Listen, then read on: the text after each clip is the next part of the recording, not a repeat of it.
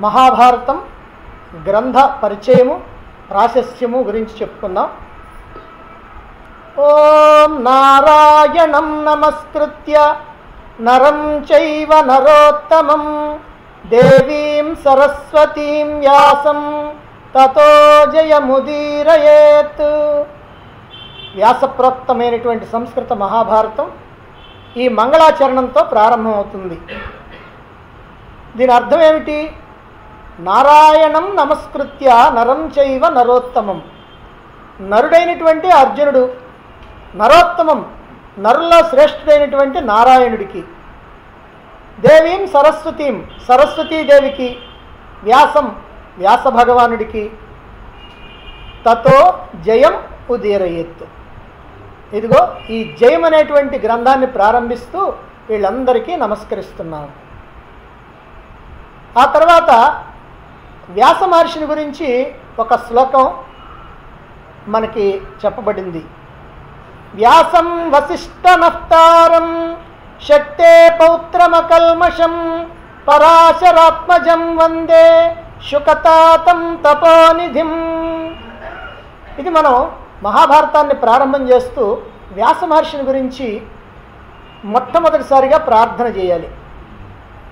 వ్యాసం వసిష్ఠనఫ్తారం, వశిష్ఠుడి యొక్క మునిమనవడైనటువంటి, శక్తే పౌత్రం శక్తి మహర్షికి మనవడైనటువంటి, పరాశరాత్మజం పరాశరుడికి కుమారుడైనటువంటి, శుకతాతం శుకుడికి తండ్రి అయినటువంటి వ్యాసం వ్యాసునికి వందే నమస్కరిస్తున్నాను.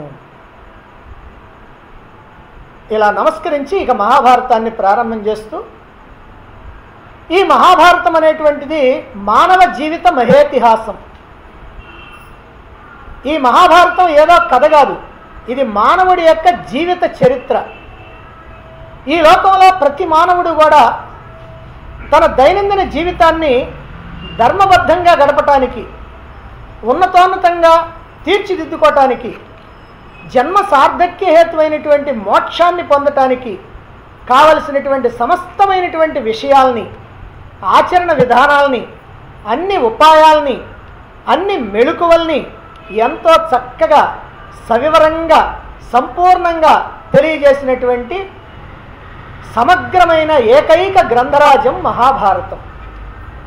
ఈ విషయాన్ని ప్రతిజ్ఞాపూర్వకంగా మహాభారతంలోనే స్పష్టం చేయటం జరిగింది. ధర్మేచ అర్థేచ కామేచ మోక్షేచ భరతర్షభ యది హాస్తి తదన్యత్ర ఎన్నే హాస్తి నతత్క్వచిత్ అని. ఇది ఈ శ్లోకం ఆది పర్వంలోనూ ఉంది, చిట్టు చివరిదైనటువంటి స్వర్గారోహణ పర్వంలో కూడా ఉంది. అంటే ఈ శ్లోకాన్ని 2 సార్లు చెప్పటంలో ఈ శ్లోకం యొక్క ప్రాధాన్యత ఏమిటో వ్యాస మహర్షి మనకి స్పష్టం చేస్తూ ఉన్నాడు.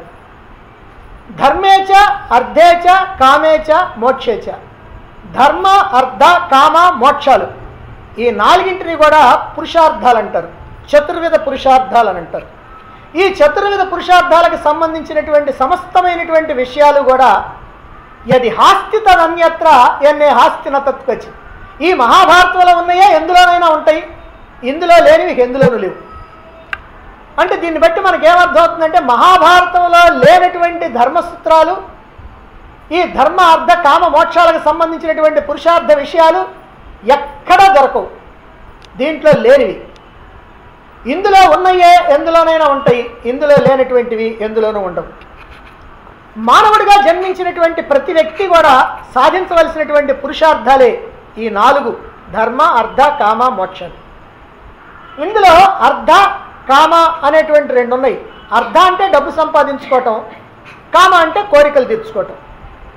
ఈ 2 విషయాలకి మనకి ఏ శాస్త్రము చెప్పక్కర్లా, ప్రతి మానవుడికి తెలుసు. డబ్బు సంపాదించుకునే విషయము, కోరికలు తీర్చుకునేటువంటి విషయము ఎవ్వరు మనకి బోధించాల్సినటువంటి అవసరమే లేదు.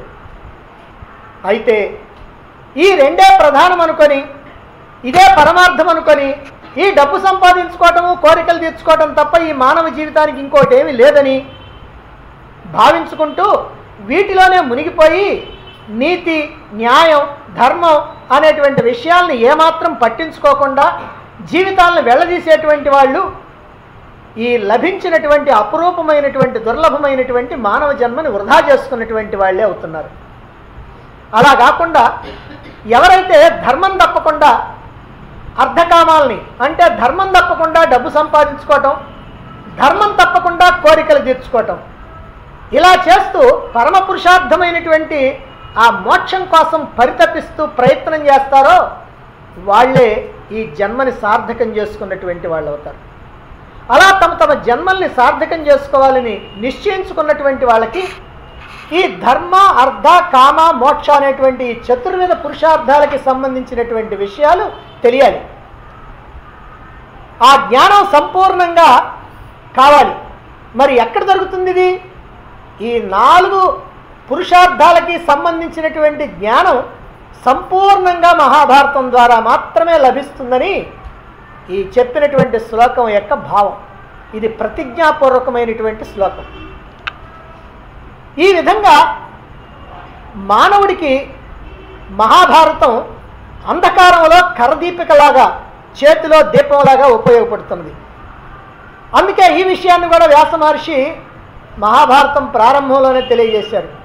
అజ్ఞాన తిమిరాంధస్య లోకస్యతు విచేష్టతః జ్ఞానాంజన శలాకాభిః నేత్రోన్మీలన కారకం అని.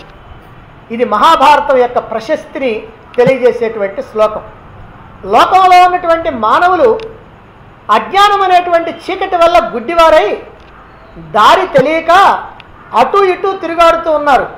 అటువంటి వాళ్ళకి జ్ఞానం అనేటువంటి దీపాన్ని చూపించి నేత్ర దృష్టిని ప్రసాదించేదే ఈ మహాభారతం అని దీని యొక్క భావం. అంతేకాదు, యది హాస్తి తదన్యత్ర ఎన్నే హాస్తి న తత్క్వచిత్, ఇందులో ఉన్నవే ఎందులోనైనా ఉన్నవి, ఇందులో లేనివి ఇంకెందులోనూ లేవు అని చెప్పటం వల్ల ఈ ఒక్క మహాభారతాన్ని కనుక కూలంకషంగా ఎవరైతే తెలుసుకుంటారో, ఎవరైతే అధ్యయనం చేస్తారో అటువంటి వాళ్ళకి సంపూర్ణమైనటువంటి జ్ఞానం సిద్ధించినట్టే. సర్వశాస్త్రాల యొక్క సమగ్రమైనటువంటి సారం సంపూర్ణంగా అందినట్టే.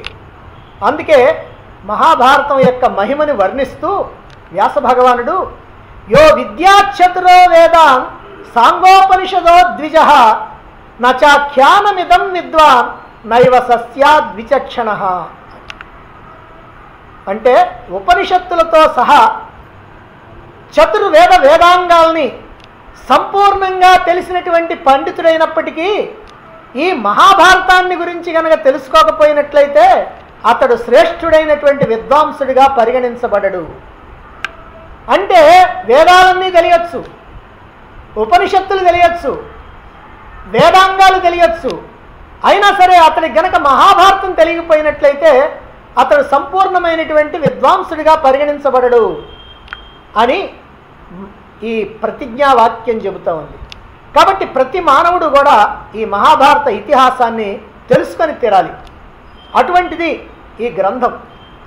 అందుకే మనకి స్వాతంత్రం రాకముందు, ఆ తర్వాత వచ్చిన తర్వాత కొత్తల్లో రాజకీయ నాయకులు ఎవరైనా సరే మహాభారతం తెలియనటువంటి నాయకుడే లేడు.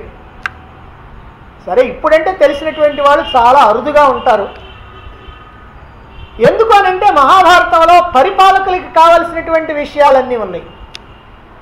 ఇది విచిత్రమైనటువంటి విషయం.